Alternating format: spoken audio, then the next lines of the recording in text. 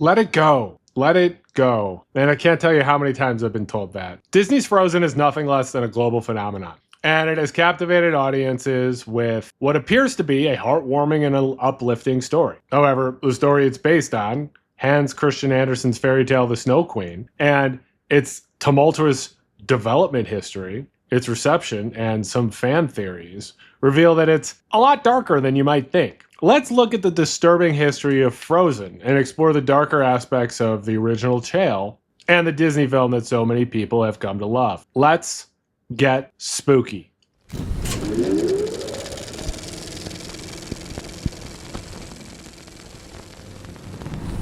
Hey, spooky people, it's your best friend Kenny. And before we get into another spooky, disturbing story, let's make sure that you are subscribed to this channel, The Spooky Lawyer. Make sure that you like and share this video. Share this video by just start putting on my videos anywhere you see a screen. Just, you see a TV, put on YouTube, put my videos on, work, the gym, stores, who cares? Just put them on. It'll go great. I'd appreciate it. Disney's Frozen is inspired by Hans Christian Andersen's 1844 fairy tale, The Snow Queen. The movie borrows core elements from the original story, such as a snow queen and a journey to rescue a loved one from her icy clutches, but it deviates significantly, for good reason. In Andersen's original story, the story begins with a wicked troll who creates a magic mirror that distorts beauty and magnifies ugliness.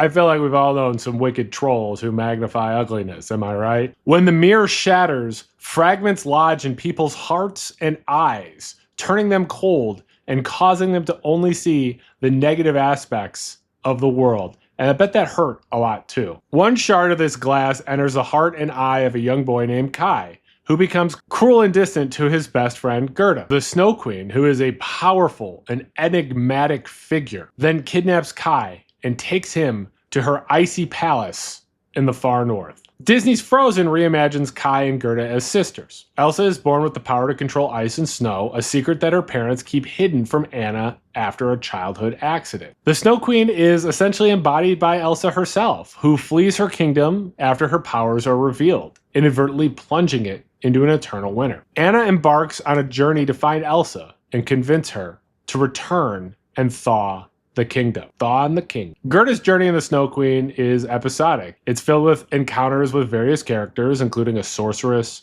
a prince and a princess, and a little robber girl, each of whom offer a different path, but ultimately cannot deter her from her quest to find Kai. The journey is long and takes Gerda through different seasons, highlighting her perseverance and unwavering love for Kai. Anna's journey in Frozen is more linear, with her teaming up with Kristoff, an ice harvester, his reindeer Sven, and the snowman Olaf. They face perilous weather conditions and encounter mystic trolls, all in their effort to reach Elsa's ice palace. The central theme in Andersen's The Snow Queen is a struggle between good and evil, with Gerda's purity and innocence ultimately melting the ice in Kai's heart, and also dislodging the mirror fragments. Love can melt the coldest ice and the most mortal and deadly wounds. The tale also explores themes of loyalty, friendship, and the power of love to overcome adversity. The ending sees Gerda and Kai returning home, having grown up but retaining their childlike hearts.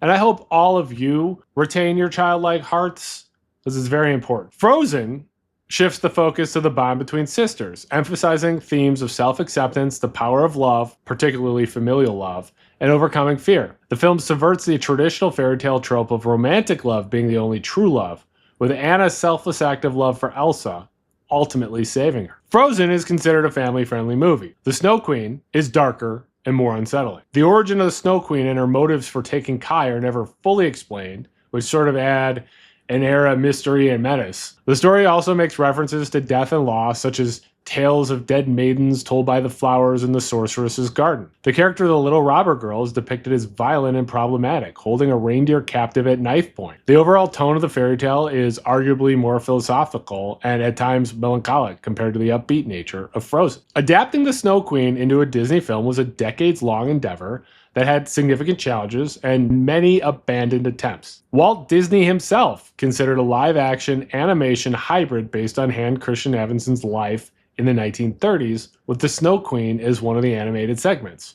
But the project was shelved due to difficulties in adapting the story and the onset of World War II. Sort of fascinating to think of all of the things that very this wars that we've been in, all of the art that was shelved for various wars that we've been in. The Frozen project was revisited during the Disney Renaissance in the 1990s, but this attempt also failed. And there's not much information available about this direction. In the early 2000s, Disney CEO Michael Eisner approached Pixar to take on the adaptation, but this collaboration never happened. The development began in earnest in 2008 when John Lasseter convinced Chris Buck to return to Walt Disney Animation Studios.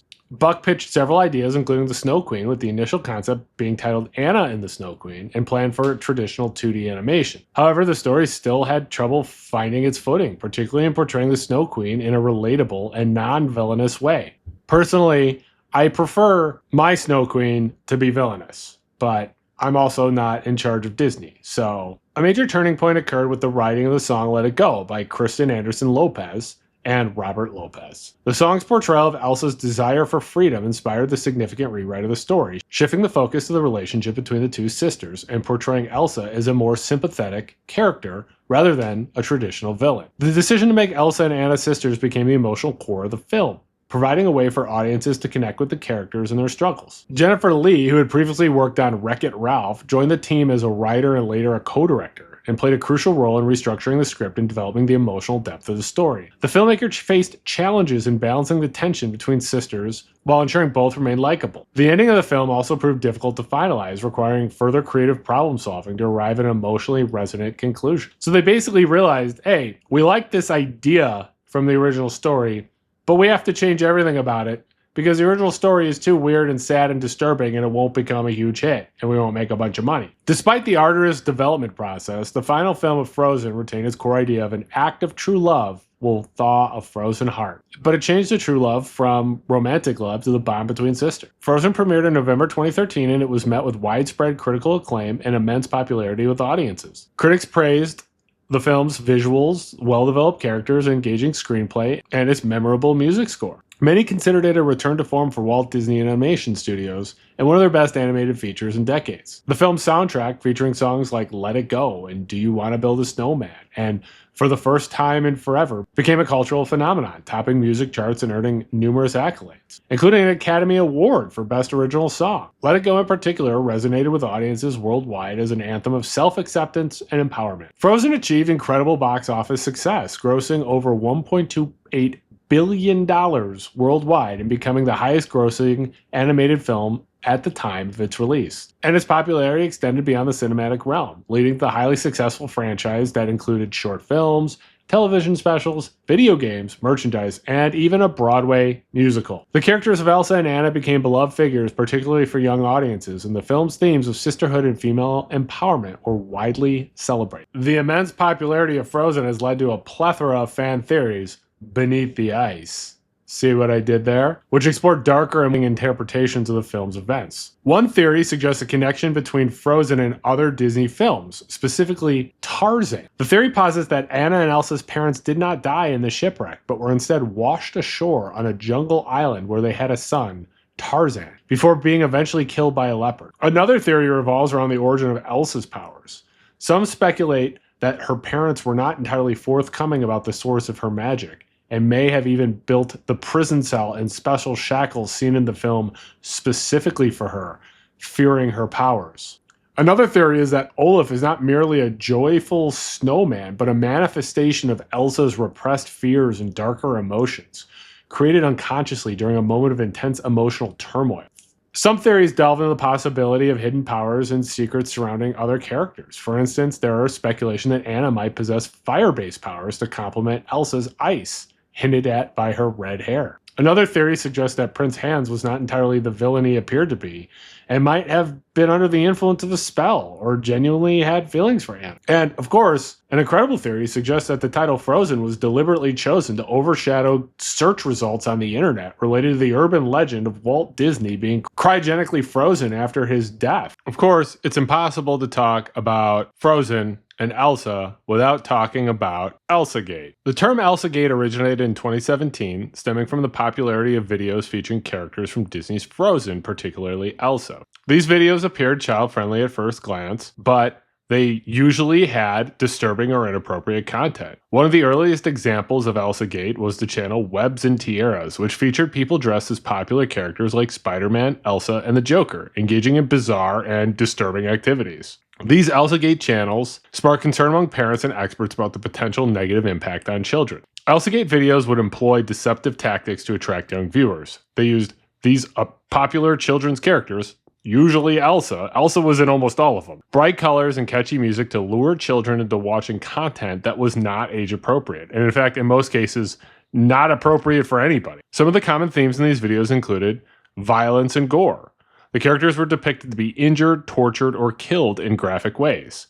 And it could include scenes of mutilation, injections with unknown substances, and other forms of physical harm. The videos also contained suggestive and often highly sexual themes, including touching, nudity, and sexual innuendo. The characters were placed in sexually suggestive situations, engaging in acts that were inappropriate for children. And many of the videos featured nonsensical storylines, disturbing imagery, characters behaving in ways that are out of character or unsettling. This would include bizarre rituals, nonsensical dialogue, and disturbing transformations. The videos would often include elements of horror, jump scares, and disturbing situations that could traumatize young children. Characters being chased by monsters, encountering frightening creatures, or being placed in situations that evoke fear and anxiety. Elsagate became such a problem that YouTube had to take steps to address the issue of Elsagate and disturbing children's content, including increasing the human moderation team. YouTube expanded its team of human reviewers to help identify and remove the inappropriate videos. It improved its algorithms to better identify and filter out disturbing content. That included refining the algorithm to understand the context of these videos and identify the deceptive tactics used by the creators and the harmful content. And YouTube collaborated with child safety experts and organizations to develop better policies and strategies for protecting children. YouTube implemented age verification measures to restrict access to age-inappropriate content. This was to help